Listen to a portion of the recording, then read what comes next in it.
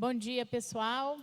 Sérgio e deputado Eduardo Bolsonaro, muito obrigada pelo convite. Uma honra e uma alegria muito grande estar hoje aqui com vocês. Minha apresentação, por favor.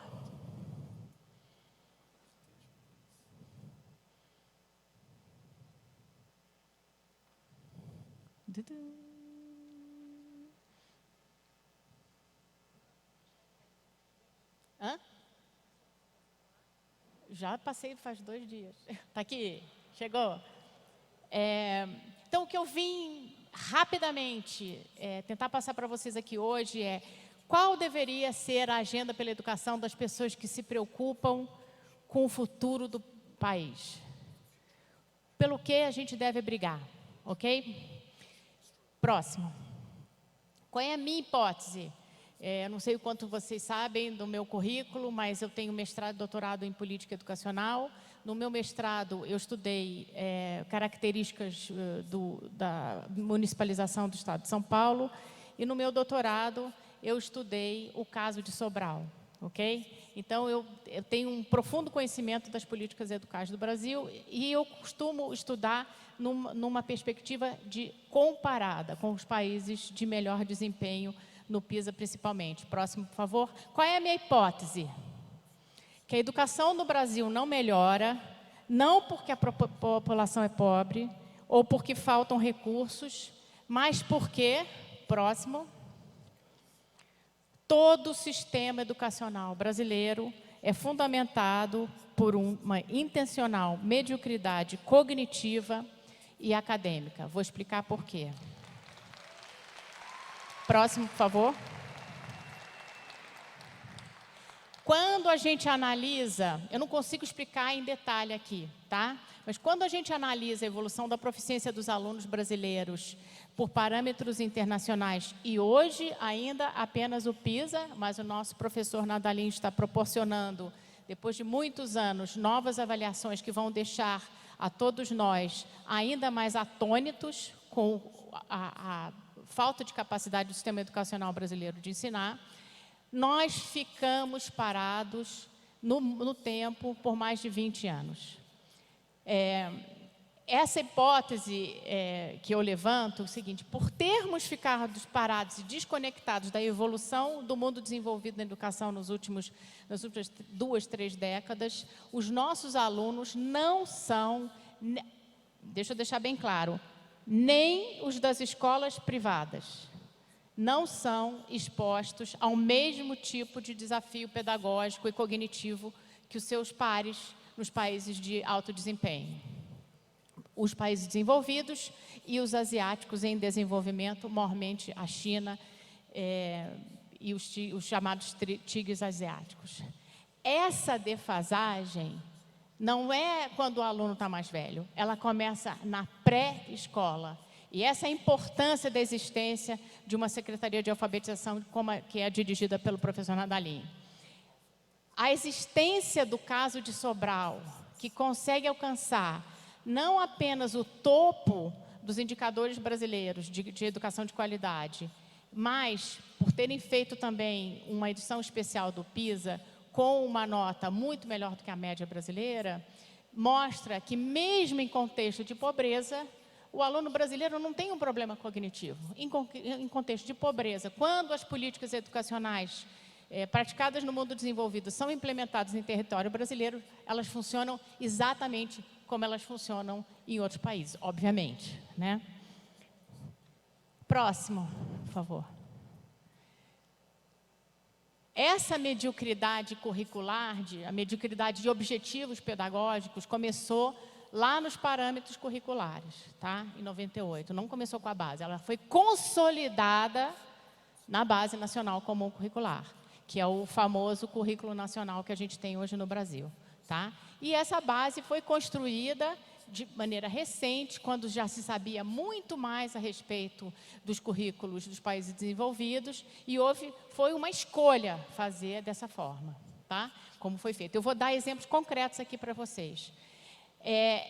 A mediocridade do sistema educacional, do aprendizado, o baixo aprendizado dos alunos e a baixa exigência governamental em relação aos produtos educacionais interessa aos fornecedores dos governos federal, estadual e municipal, porque eles podem vender caro o produto de baixa qualidade, e aos sindicalistas, porque os professores trabalham menos, e oportunistas ávidos por poder, porque é mais fácil tomar o poder quando as pessoas não percebem o que se passa. As famílias, inclusive as de vocês, não percebem isso. Eu vou mostrar para vocês hoje isso. Não percebe.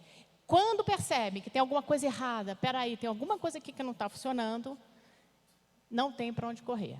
Em território brasileiro, não tem para onde correr. Agora, com a ajuda do professor Nandalim, algumas opções começam a aparecer, mas normalmente não tem para onde correr. Pode pular o primeiro gráfico, pode para o segundo, por favor. Vou tentar passar bem rápido. Isso aqui é o seguinte, a coluna mostra, que é o eixo da esquerda, a quantidade de pessoas que fizeram o PISA, de brasileiros que fizeram o PISA, de brasileiros não, dos países que estão aqui, mas a coluna mais alta é do Brasil, e que não alcançaram o nível considerado mínimo ao longo da história do PISA, que começou em 2000. Então, 70% dos alunos que fizeram o PISA não conseguiram entender o mínimo da prova. Eu vou mostrar para vocês por quê. E essa bolinha vermelha é a média de cada país. Nós estamos abaixo do nível considerado aceitável pela OCDE. Tá? Olha, vejam a diferença de Hong Kong e Singapura. Nem pus a China aí, porque isso era uma seleção de países que eu fiz quando estava trabalhando como professor Nandalim. Próximo. Eu vou pular esse slide aqui. Pode passar para o próximo, porque senão o tempo não dá. Minha apresentação está disponível para vocês, tá? Quando eu fiz resumida para vocês, para vocês poderem copiar se quiserem. Pode passar para o próximo. Quais são os eixos estruturantes de uma política educacional competente? E esses eixos estão presentes em todos os países de alto desempenho.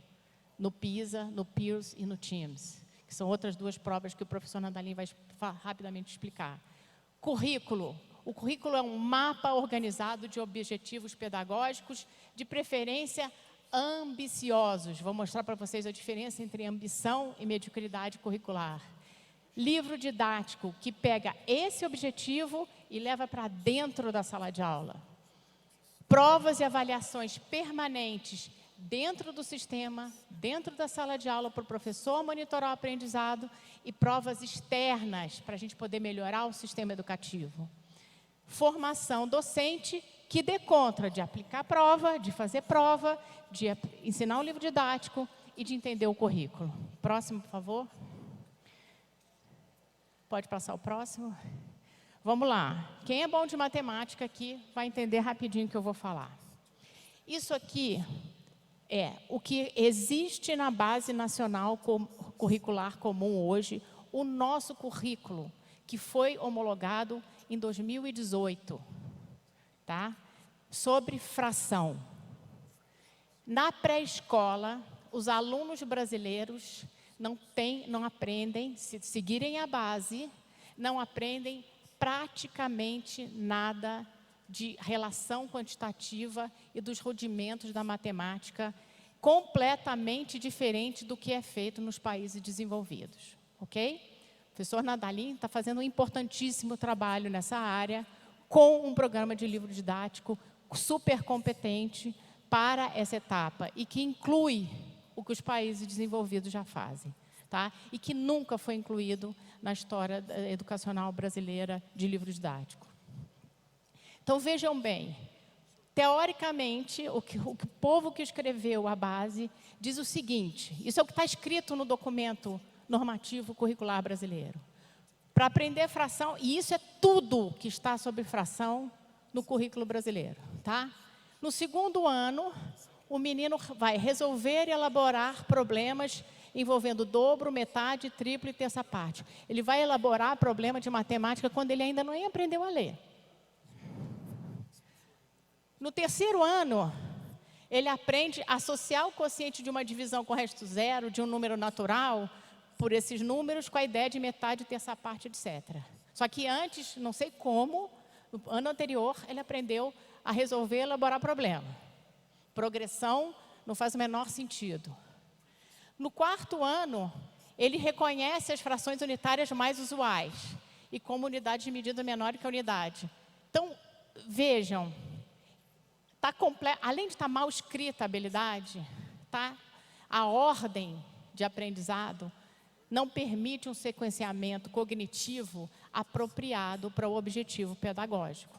Pode passar o próximo, por favor. Isso aqui é um livro didático de Singapura que já estava em vigor em 82. O menino, no terceiro ano, está aprendendo a somar a fração. Vejam, 1/4 e x, que é um quadradinho, dá 1 inteiro. Está vendo o primeiro exercício? Tá? Ache o numerador de cada fração. Ou seja, a identificação da notação de fração, né, já está dada, e a operação, as 4 operações também. Tá? Já livro de 82. Tá? Vamos ver agora como é que é o currículo atual de Singapura para o primeiro ano. Pode passar o próximo, por favor.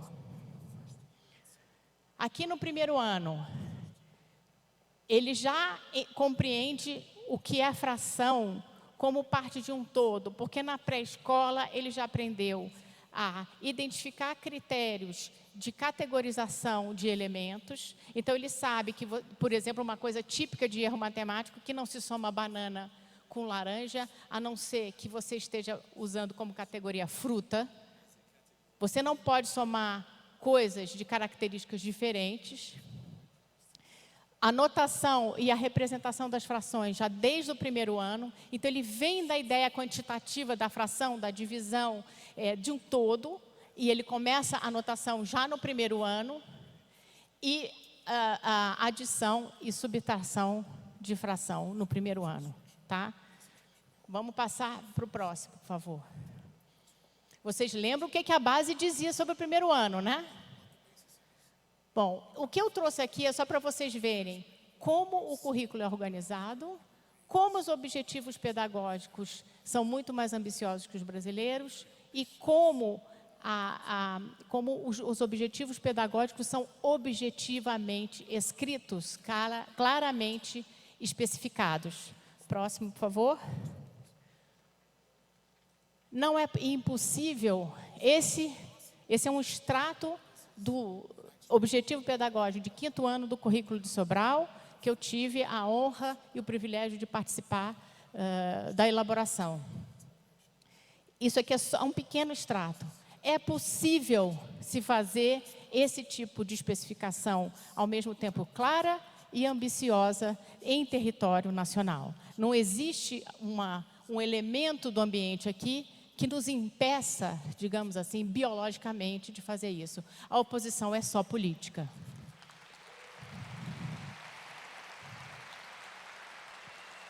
Agora, eu vou passar para o segundo exemplo. Pode passar, por favor? Vejam bem, o que amarra o sistema educacional brasileiro aos jornais, a atuação política pela defesa da educação, são as provas. Quando a gente lê um ranking de PISA ou um ranking de SAEB, a gente fala, tá bem, tá mal. Só que isso aqui é um termômetro, eu vou mostrar para vocês, que o termômetro brasileiro está quebrado. Do lado esquerdo, a gente tem o SAEB, que é o nosso padrão de avaliação. Do lado direito, a gente tem o TIMSS, que é o equivalente ao PISA, feito para o 4º ano em matemática, e que agora o Brasil, finalmente, na vigência do governo Bolsonaro, pela atuação técnica do professor Nadalim, nós vamos ter oportunidade de fazer.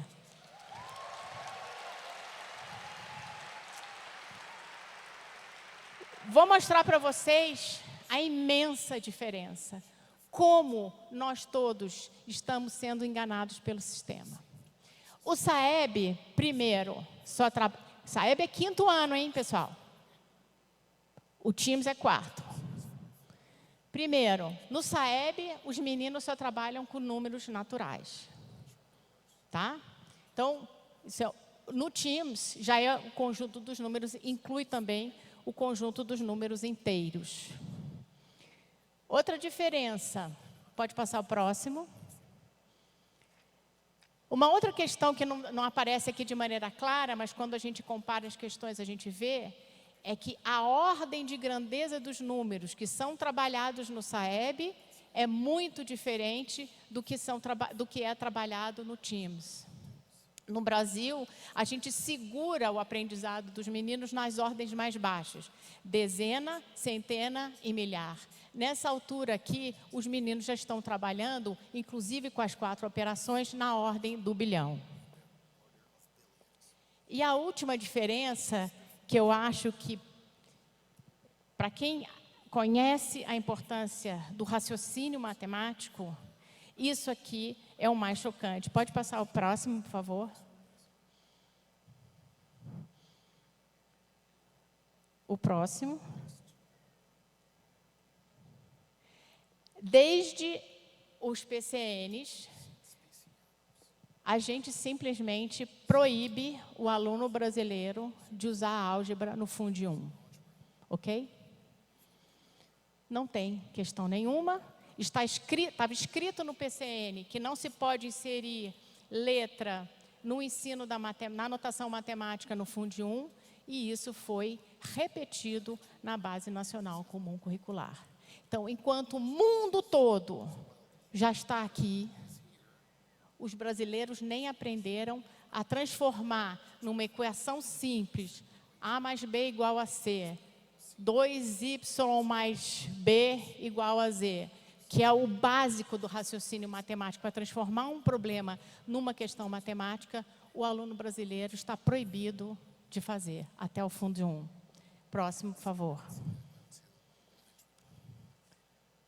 Conclusões e as pautas de aglutinação política para que a gente possa concentrar o nosso pleito e a nossa atuação política em nível local também, na escola do nosso filho, na Secretaria de Educação do nosso município, Secretaria de Estado e em nível federal também, porque as políticas implementadas no MEC estão sendo feitas no modo murro em ponta de faca.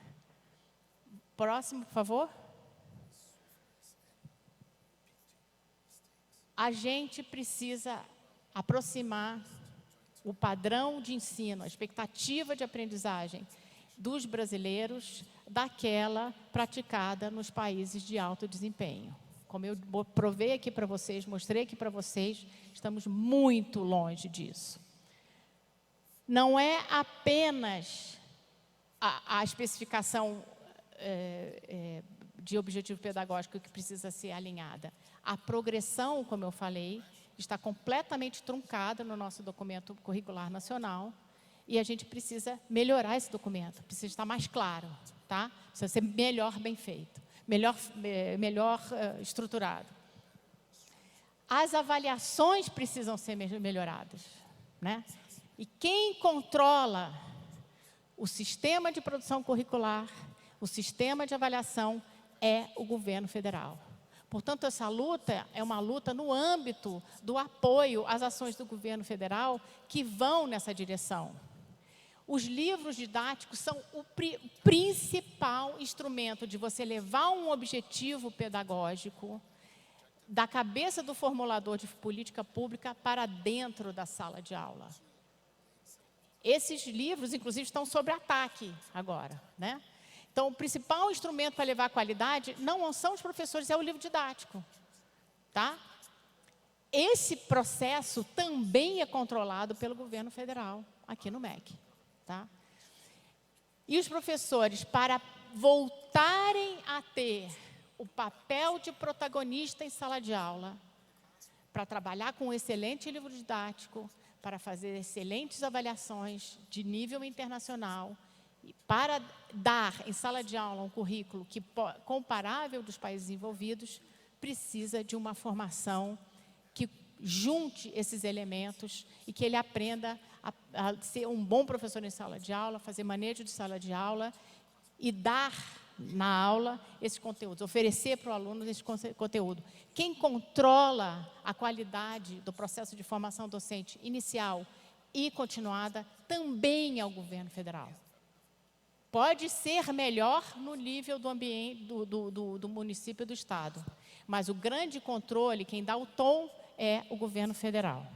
Portanto, a atuação política para defender certas pautas no nível do governo federal é de fundamental importância. E o último slide, só para grudar na memória de vocês, pelo que nós devemos lutar, por um currículo de padrão internacional, bem escrito, bem estruturado e ambicioso. Por uma avaliação de aprendizagem alinhada com o que se pratica nos países desenvolvidos e que leve a nós, como pais, como acompanhadores, como seres políticos, atuantes políticos, com uma agenda de desenvolvimento de capital humano no Brasil, que a gente tenha avaliações de aprendizagem para garantir que o currículo ambicioso está acontecendo também na cabeça dos nossos alunos, dos nossos filhos e dos filhos dos outros brasileiros. Livros didáticos de alta qualidade. O lobby das editoras no Brasil é inclemente. Inclemente. E a gente não consegue produzir livros didáticos para levar para cada sala de aula sem a participação das editoras. Então, nós temos que alinhar o nosso sistema educacional com o dos países desenvolvidos. Isso é uma luta ferrenha, que precisa de muito apoio político e que está sendo travada quase que sozinha pela equipe do Nadalim, pelo Nadalim e por sua fantástica equipe. Então, era isso que eu tinha para dizer hoje para vocês. Muito obrigada.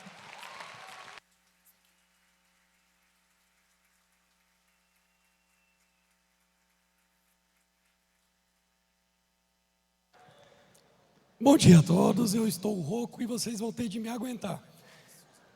No início de 2019, nós chegamos com uma proposta muito clara, tendo em vista que no movimento conservador, uma das principais pautas era o combate ao analfabetismo funcional. O governo federal cria uma Secretaria de Alfabetização que tem como missão combater o analfabetismo absoluto e funcional em todo o território nacional. Para isso, além da criação da Secretaria de Alfabetização, instituímos, por meio de um decreto presidencial que foi assinado pelo presidente Jair Bolsonaro, decreto que leva em consideração as evidências científicas no desenho de políticas públicas educacionais, claro que aqui especificamente no tocante à alfabetização, às literacias e à numeracia, e esse decreto é a bússola que orienta o Ministério da Educação no desenho de suas ações e programas. E hoje eu quero destacar aqui para os senhores algumas dessas ações. Mas antes eu quero fazer uma pergunta aqui para a plateia. Quem aqui conhece 5 das ações da Secretaria de Alfabetização? Levante a mão. Quem conhece 3 das ações da Secretaria de Alfabetização? Bom, depois de 2 anos e 8 meses de governo, nós já temos uma história. Uma história que, por gentileza, o slide. Uma história que se inicia com a criação da Secretaria de Alfabetização, desemboca na instituição da Política Nacional de Alfabetização, e a primeira ação decorrente dessa política é a adesão ao PIRLS, que foi citado pela doutora Ilona, um importante estudo internacional de avaliação da literacia de leitura, que tem como objetivo aferir a capacidade de compreensão textual de alunos do 4º ano do ensino fundamental. É o PISA da leitura para crianças do ensino fundamental. O Brasil, desde 1997, é signatário da IEA, que é o órgão responsável pela condução desse estudo, e só em 2019 faz sua adesão ao PIRLS. E estamos encaminhando processos também de adesão ao TEAMS, e tudo isso feito pelo atual governo. Bom, em seguida nós lançamos o caderno que explica essa política, ele está disponível no site do Ministério da Educação. Destaco que no lançamento do caderno contamos com a participação do ilustre ex-ministro da Educação de Portugal, Nuno Crato, que proferiu uma palestra magnífica no seio do Ministério da Educação, tocando em assuntos que foram tratados hoje pela Ilona em sua apresentação. Vale muito a pena conferir esse conteúdo. Em seguida ocorreu a CONAB, a primeira Conferência Nacional de Alfabetização Baseada em Evidências, e este governo é taxado de negacionista. Em 2019 nem sonhávamos com uma pandemia e já estávamos atuando na educação, levando em consideração as evidências. E em dezembro, então, surge o primeiro programa decorrente da política, o Conta Pra Mim, que tem como objetivo sensibilizar as famílias brasileiras sobre a importância das práticas de literacia familiar, e a Política Nacional de Alfabetização destaca que a família é um dos agentes desse processo. Por meio do programa Conta Pra Mim, lançamos uma série de materiais que está disponível no site do Ministério da Educação, gratuitamente, de alta qualidade. Quero destacar aqui a participação decisiva no desenho desse programa do meu coordenador, Eduardo Salenave. Passemos agora para o segundo programa, o mais esperado. Durante 2019, fomos muito atacados, até que em fevereiro de 2020, melhor dizendo, lançamos o Tempo de Aprender, um programa que é dividido em 4 eixos e 10 ações. Um programa que contempla vários dos pontos que foram apresentados pela professora Ilona, porque nós analisamos todos esses documentos, esses relatórios, as experiências exitosas no Brasil e no mundo, para desenharmos este programa. E ali está o engenheiro responsável por isso, Fábio Gomes. Meus parabéns, Fábio. Do Tempo de Aprender, decorrem ações voltadas à capacitação de profissionais da educação, ações de aprimoramento dos materiais de alfabetização, das avaliações nacionais, como o SAEB, e também a valorização dos profissionais da educação. Eu vou destacar aqui algumas das ações decorrentes do Tempo de Aprender a partir de agora. Bom, em maio, nós, por meio de uma ação coordenada envolvendo a Secretaria de Educação Básica, a Secretaria de Alfabetização, Secretaria Executiva do MEC, lançamos o edital do PNLD 2020, pela primeira vez na história deste programa. Crianças da pré-escola, crianças entre 4 e 5 anos, terão acesso a materiais didáticos de alta qualidade. Isso é uma conquista deste governo. Lançamos a coleção de livros Conta Pra Mim, firmamos um acordo com o Ministério da Cidadania no âmbito do programa Criança Feliz, que atende famílias que vivem em situação de extrema vulnerabilidade social. Nós também lançamos o Grafogame, um aplicativo finlandês, adaptado pela primeira vez ao português do Brasil, que está disponível gratuitamente para que nossas crianças aprendam a ler suas primeiras palavras.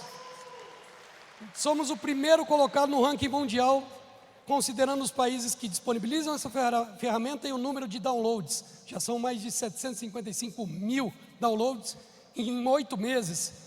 O país que ocupava a primeira colocação, durante 3 anos, não conseguiu chegar a essa marca, que graças ao governo federal, empenho desta gestão por meio de campanhas publicitárias e conscientização da população, nós alcançamos. O curso Práticas de Produção de Texto, eu quero destacar isso aqui. Esse é um dos melhores cursos de redação que o país já viu. Vocês conhecem? Está disponível gratuitamente na plataforma Avamec. São mais de 800 laudas com exercícios estruturados para você definitivamente aprender a escrever. Nós temos essa ação que decorre do Tempo de Aprender também, que é a alfabetização baseada na ciência. A alfabetização baseada na ciência é uma parceria com instituições portuguesas, a Universidade do Porto, Instituto Politécnico do Porto, a Universidade Aberta de Portugal, a CAPES e a Secretaria de Alfabetização. Hoje nós temos mais de 210 mil cursistas no ABC, professores da rede pública, tem uma aluna aqui do ABC, que estão tendo acesso pela primeira vez a professores europeus. São mais de 35 professores da Europa, Estados Unidos, Brasil, que elaboraram essa formação que segue parâmetros internacionais. Muito bem, publicamos o edital dos anos iniciais, seguindo os critérios que foram levantados pela professora Ilona, um edital que traz pela primeira vez a exigência de materiais que contemplem, por exemplo, práticas de fluência em leitura. É a fluência em leitura que vai combater o analfabetismo funcional lá no início da educação básica. Lançamos o Relatório Nacional de Alfabetização baseado em evidências, mas nós que somos os negacionistas. E depois lançamos os 2 manuais do curso ABC. E aqui as últimas ações da Secretaria de Alfabetização, o SORA, uma ferramenta que está hoje disponível aos professores que podem cadastrar suas turmas, alunos e monitorar o desempenho dessas crianças. No SORA, um repositório com estratégias de ensino, atividades, avaliações formativas e outros recursos. O professor vai lá, faz seu planejamento, vinculando a cada dia da semana uma estratégia, algumas atividades, todas seguindo parâmetros internacionais, todas. E por fim, um curso para gestores educacionais. Os resultados do PISA mostram que a gestão tem impacto no desempenho acadêmico de nossas crianças. E nós lançamos também esse curso e o sistema de gestão dos programas de alfabetização. Bom, esse é o histórico da Secretaria de Alfabetização. Vocês conheciam? E por que isso está acontecendo?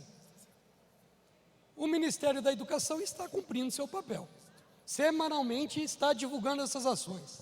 Campanhas publicitárias em rede nacional. Rádio, TV. Nós não estamos nos comunicando. Vocês precisam se apropriar dessas ações. Agora eu pergunto aqui, quem já conversou com o diretor da escola de seu bairro sobre essas ações do MEC? Quem aqui já fez uma campanha maciça para que as crianças, sobretudo neste período de pandemia, baixem o Grafogame e zerem esse jogo? Quem aqui já apresentou o curso que ocupa a primeira colocação no portal AvaMec, que se chama Práticas de Alfabetização, que tem mais de 390 mil inscritos? Será que o problema é que tudo está sendo disponibilizado gratuitamente? E aí nós desconfiamos da qualidade? Então, nós precisamos defender pautas positivas. Chega de descrever a tragédia educacional brasileira e não apresentar nada no lugar. Eu convoco os senhores, por gentileza, apropriem-se dessas ações que foram elaboradas levando em consideração parâmetros internacionais. Ou aquela história toda que a gente contava de combater o analfabetismo funcional era da boca para fora.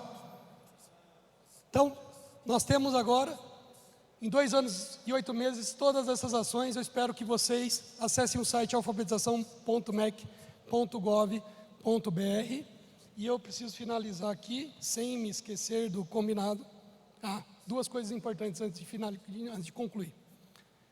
A direita precisa inserir em sua pauta discussões sobre políticas públicas educacionais, voltadas para a rede pública de ensino. Não sou contra projetos educacionais locais pontuais, mas as crianças vulneráveis sim largam atrás daquelas de famílias de classe média alta. E a educação pública, ela exerce um papel de influência, não é? Ela acaba impactando, induzindo a educação privada. Então não adianta deixarmos a educação pública, né, de lado em nossas discussões. Não há na direita institutos que discutam políticas públicas educacionais levando em consideração os dados que foram apresentados pela professora Ilona. Se um prefeito consultar hoje um especialista em educação do nosso meio, o que nós vamos oferecer a ele? Capítulos de livros? Sumários? Cursos online? Nós precisamos nos dedicar a este tema. Nós temos no Brasil hoje 38 milhões de alunos matriculados na educação básica. Não, o número é, acho que 38 milhões só estão na rede pública. Eu estou sem os números da rede privada, são mais de 40 milhões. Mas 38 milhões estão na rede pública. E nós não vamos dar prioridade à rede pública em nossos debates? Então, eu peço a todos vocês, introduzam essa pauta discutam políticas públicas educacionais, dialoguem com secretários, diretores e professores, que é o que eu faço todo dia aqui no MEC, e aprendi muito bem a ouvir essas pessoas. E quero terminar, então, essa linda história. Não é, quando eu olho para isso aqui, eu falo, eu votei no Bolsonaro para isto aqui, entendeu? Eu quero agora agradecer ao ministro Milton Ribeiro pelo apoio que tem dado à Secretaria de Alfabetização. Quero agradecer à Secretaria Executiva do MEC, na pessoa do secretário executivo Victor Godoy, que também tem nos auxiliado muito. Quero mandar um abraço para o Barreto, da Secretaria Executiva, que está nos acompanhando aqui. E a última imagem, um agradecimento especial. Pode, por gentileza, colocar a foto?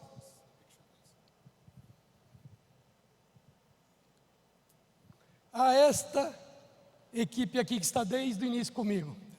Fábio Gomes, grande responsável pelo desenho do programa Tempo de Aprender.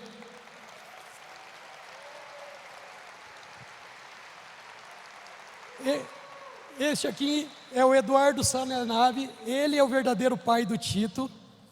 Desenhou o programa Conta Pra Mim, está ali.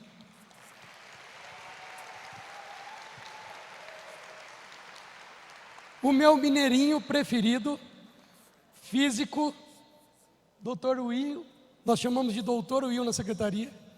E o meu chefe de gabinete, o Anthony, que deve estar por aqui.